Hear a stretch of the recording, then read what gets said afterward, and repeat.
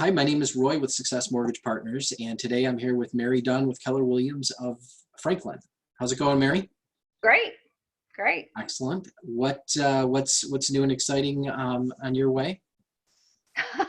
Other than the fact that I just moved, um, I'm very happy to be a part of a company that is really utilizing tech, and they have shifted gears very quickly to utilize the tech we have at hand. So, yeah, learning new tricks. So tell me a little bit, your move to real estate. I know we've talked before, you were a teacher previously, Yes. and then transitioned to real estate. Why'd you pick real estate? I actually picked real estate because I was looking to buy a property and had a long conversation with someone, and just through that conversation, I said, I really want to know just how to intelligently buy this property. And the guy said, have you ever thought about going into real estate? And I said, nope, never. And after we talked a while, it just made sense. And so, I learned, it's funny, so many people I hear went into real estate because they loved it. And I've learned to love it after I went into it. So yeah, it's been really an interesting shift. So the next question then is why you chose Keller Williams? What about Keller Williams drew you to them? Keller Williams, first of all, I was already involved in a company or an organization that followed a lot of the strategies and the principles and the culture that Keller Williams is known for. And as it turns out, in the process, we have become a tech company, and I think that's what's going to get us through this next phase. But the thing that I'm so proud of right now is that Keller Williams is all about the culture. And it's, they're always about win-win and doing what's best for everyone, not just what's best for my client, but what's best for everybody involved. And so, yeah, culture is huge in Keller Williams. And if that's not the reason that I came here initially, it's part of the reason, but it's definitely why I stay here. Definitely kept you there. Well, great. So what do you love about real estate? What I love about it was kind of what I loved about education, or what I thought I was going to love about education, is that there's variety. There's always something new going on. There's always something to learn. And I get to work with people. I used to work with little people. Now I work with big people. So which is better? No, I'm not going to ask you that question. It depends on what day you ask that question. So I know we've done open houses in other areas. What towns or communities do you like to try to focus in? I'm trying to listen to that try. I'm growing my business in Smyrna and then sort of expanding out to Laverne and Murfreesboro and a little bit into Nolensville. And I also have sort of a niche in some of the outlying areas. So, Lebanon, Woodbury, just all those areas that are not in the city, but they're not too far away. I have a lot of clients looking for properties in those areas. Okay. Yeah. And I found out that it's not Lebanon, it's Lebanon. That's right. It's Lebanon. So do you work with more buyers or sellers, or a mix of both? Right now, my business is heavy on buyers. And because it is, the market is shifting, that's probably a good thing for me. And at the same time, I am working toward, prospecting for more sellers, because inventory is low and we need more sellers out there. So I'm working toward balancing it out more, maybe not being totally seller heavy, but maybe more of a balance, where right now I'm really buyer heavy. Well, I'm sure your teaching background probably helps out with that buyer. It does. And I think that's how I ended up working with so many buyers is that teach, I want to teach people the process. Right.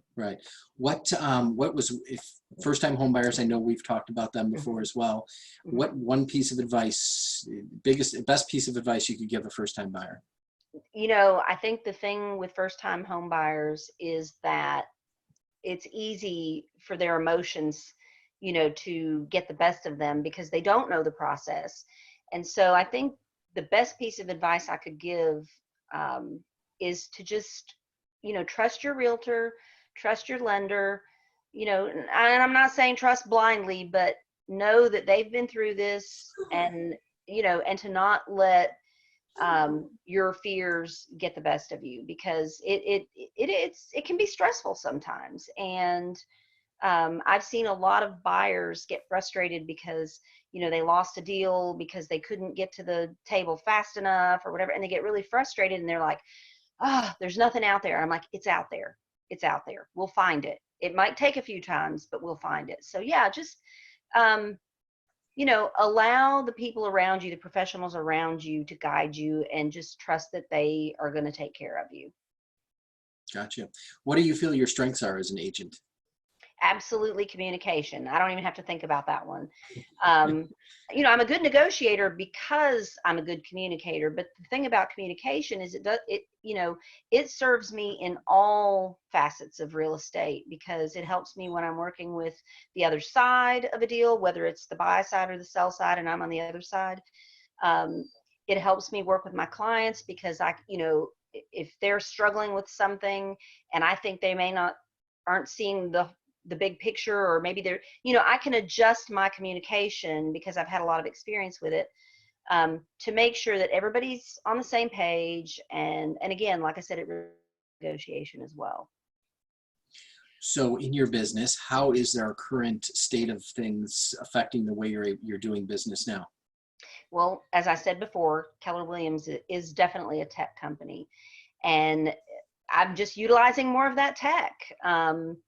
I just looked at a property today for a client, and they are not doing showings, but the house is for sale. So, we have to decide whether we want to write an offer on this property with the contingency that, if we don't like it when we see it, we don't take it, or do we ask for a virtual tour? So there's lots of ways around that. And I'm very grateful to be in a company. Right now, all of our staff meetings, all of our coaching meetings, are all online. And I just set up a conference call through Free Conference Pro, with everyone on a team to talk about a deal. And, so we're just rolling with the punches and using as much technology as possible. And you see, I get to wear a t-shirt to work.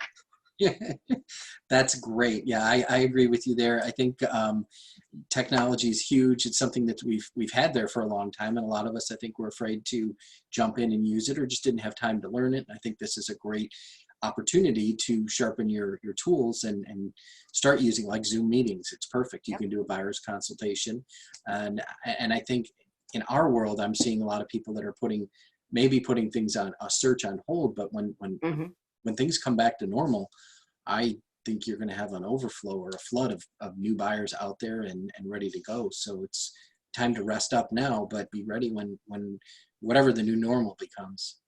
And I have to add one thing to that, is that the buyers that are still able and willing to look are going to have the advantage, because again, as I said, in this market, I have so many buyers that are, losing out because there's so many people vying for that one property. And now a lot of people are staying home, and that's fine. I mean, if that's what you need to do. And I have one set of buyers right now they're looking at properties left and right because nobody else is looking.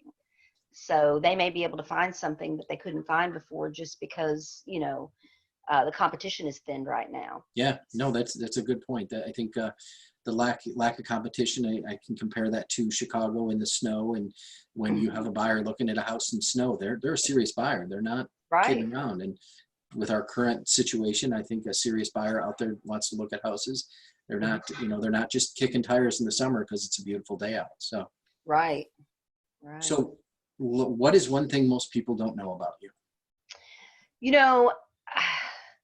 I'm pretty much an open book. And so I feel like most people do know a lot about me. And I really, that was an interesting question, because I really, one of the questions I always, or one of the things that I always tell people when you have those like icebreaker things, and they'll say, what's one thing nobody would guess about you? And this is totally off the wall. It has nothing to do with real estate, but I used to be an ordained elder in the Presbyterian church, and I'm like, that's the only thing that even pops up. So I don't know. Sure. Yeah, I can understand that. Well, you do have something, you do Toastmasters. So Yes. I'm not as familiar with that. So tell me a little bit about Toastmasters. Okay, so Toastmasters is a public speaking club. And what's great about it is that you get the opportunity to write, rehearse, and actually give speeches. But the part of it that makes it so valuable is that there's a component in the meetings where you're evaluated. And so for me, you can't improve something that you're not measuring. So we give speeches and then we get feedback, and then when we go to do another speech, we can use that feedback to improve. And I think that's really helped my negotiation skills, my communication skills, and it's a lot of fun. Yeah, well, maybe fun for you. That doesn't sound like fun for me. But I would love to develop my speaking skills. But that's a fear of mine, getting up in front of a group of people. But it's obviously served you well, especially in the real estate business. That's perfect. I mean, Yeah, and dealing it's one on one. yeah, and it's a safe environment, and I think it helps people overcome that fear, because people usually do come for either um, improving their presentation skills for work or overcoming the fear of public speaking. So yeah. Yeah. So what do you like to do for fun? I am a personal development junkie. I like to walk on fire for fun. I've been to see Tony Robbins a couple of times and done the fire walk, and I'm involved in a couple of personal growth, groups, and I read like crazy. And so, yeah, and again, it served me well in real estate because I love to, I don't really care about novels. I really like to read business books, as nerdy as that sounds. So you're a business nerd. That's okay. That's all Yeah. right. So, Mary, what's the best way for someone to reach you? Email, phone, what works The best? best way to reach me is by text message, and my number is 615-869-8318. And the reason I say text message is because if I happen to be on a Zoom call and I can't answer my phone, that text message will be right there. And because from a productivity standpoint, we know that we can get sucked into this technology that serves us so well. And so I make it a point to batch check my email. So I don't check email every time it comes through. So and again, same thing with phone calls. If I'm on another call or something and I can't answer text messages, I can always pick up my phone, look at it, and go, I need to call that person when I'm done. So yeah. Perfect. Okay. Well, I really appreciate your time today, Mary. And if you're looking to buy, sell, or invest in real estate, highly recommend you reach out to Mary, whether it's in the Franklin area or surrounding areas, just, I guess, the greater Nashville area. She's definitely a great asset and will be somebody that will help you through the process. Thanks again, and we'll catch up with you down the road. Well, thank you, Roy. And I just want to do one quick shout out before I go. Sure. I'm sure the people that are going to see this probably already know that how wonderful you are. But from a communication standpoint, that's the thing I love about working with Roy, is that if if you give him something to do or ask him for something, he gets right back with you. I never have to guess what's going on. So I really appreciate your communication skills. Well, Thank thank you very much. That was very, I did not pay her to say that. you. Thanks again. All right. Thank you. See you soon.